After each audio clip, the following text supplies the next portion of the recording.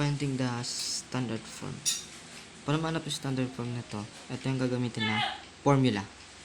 This is x minus h squared equals 4p y minus k. So, para mahanap yung parang standard form na ito, yung x natin ay 0, which is magiging x squared na lang 4 2 kasi ang y natin 2. Itong p, nilaktawan ko muna kasi gagraph ko muna siya para malaman kung ano yung p. Ayan. Kunyari ito yung directrix, dito nakalagay. I mean dito talaga 1, 2, 3, 4. Okay, tapos dito yung vertex. Ang pagitan nila yung dalawa 1, 2. So yung sabihin na ito, ang pagitan ng vertex at focus ay dalawa rin. So 1, 2. So dito yung focus.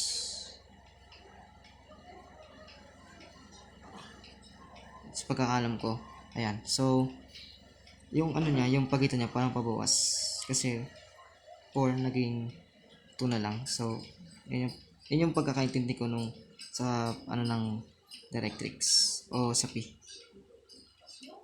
Para mahanap yung ano standard form,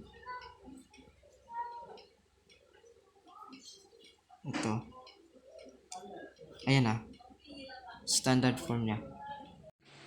Sa number 2 naman, para mahanap ang standard form niya, ang gagamitin naman dito ay ito,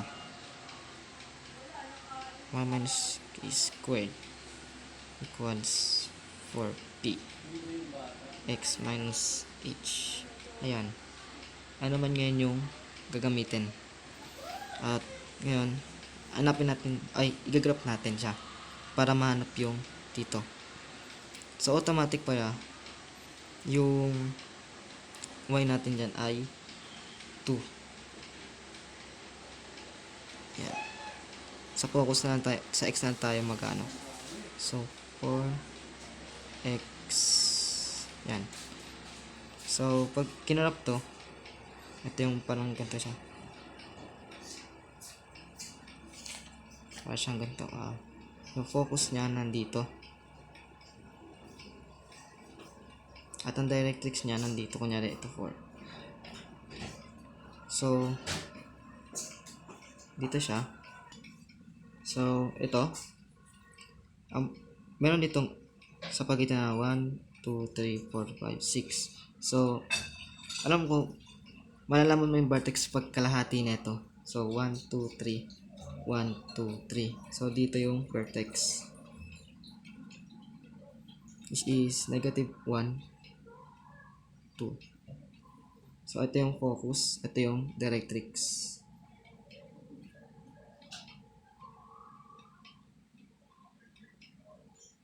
Ngayon nahanap na yung vertex. Sabihin yung x ay yung x nga is 1 kasi negative eh. Tapos ang p ay 3 kasi yung pagitan nila 3, positive 3 kasi dito simula dito dadagdag siya. So 1 minus squared equals 12x plus 1. So ito yung standard form. Finding the vertex, focus, and directrix. So para mahanap ang vertex, focus, at directrix nito, first parang ayusin natin siya para mahanap natin yung vertex at mag-graph siya. So y squared equals, ililipat natin to para may walay sa y squared, kaya magiging positive sila, 4x plus 4. Y squared, ayusin natin to, magiging 4x plus 1. So ngayon na nahanap natin yung vertex, which is equals to 1, 0. Yan, negative 1, 0. Ito na yung vertex natin. So ngayon i-graph na lang natin siya. So, ang vertex natin ay nasa negative 1. Para pala sa P, o yung pagitan nila, ay yung tong 4, i-divide sa 4 is equals to 1.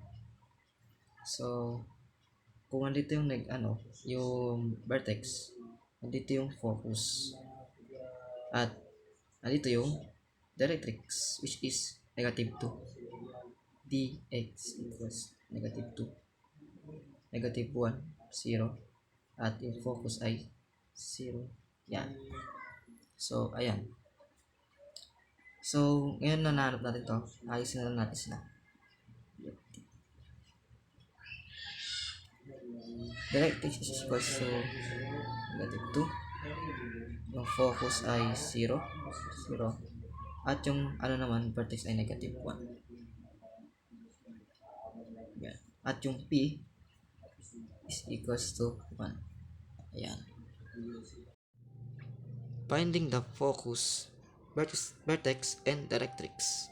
Para mahanap yun dito, kailangan natin na ayusin to din. Kaya y squared equals 3x minus 0. Kahit anong symbol na yan kasi naman ng 0 is 0 pa din. Kaya ito na yung vertex natin. 0, 0. Yan. Pwede natin siyang i-graph. Pag ginanap natin siya ganito. Ito yung vertex. Pero bago yun mahanap yung sa focus at directrix, hanapin mo natin yung P. 3 per 4 equals 3 divided by 4 is 0.75. Ayan na. So, ang P natin ay 0.75. So, nandito yung bandas. Kunyari, ito yung number 1, 1. So, nandito yung focus, nandito yung directrix. So, ang directrix natin ay negative 0.75 dx. Tapos yung focus ay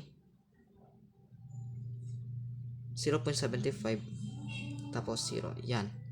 So, pag inayos natin yan, so, dx f up v is equals to, ang vertex natin ay 0. Ang focus natin ay 0.75. Oops. At ang directrix natin ay negative 0.75. Ayan na ang number 4. So, sa number 5, which is word problem. A satellite dish shaped like a paraboloid has its receiver located at the focus. How far the receiver from the vertex? If the disk is 10 feet across and 3 feet deep at the center. So, parang example nito, parang siguro parang ganito yung itsura ng satellite disk. Kasi 10 feet 10 feet across. Yan, 10 feet across. Tapos dito daw 3 feet deep. 3 feet deep. Tapos 10 feet across. So it means na ang x pala natin ito ay x squared equals 5 kasi dito kalate 5 feet across. So ang gagamitin natin dito ay yung x squared equals 4py. Yan. Ang x squared natin ay 5 squared. Yan. 4 times yung 3 feet. 3 y. So, 25 equals 12 y. Ayan, i-divide natin sila ng both i-divide natin sila both sides ng 12. Yan. So, 12. So, ang y natin ay 2.08. Sabihin, yung receiver ay 2.08 feet away from the vertex. Ayan. 2.08 feet away from the vertex.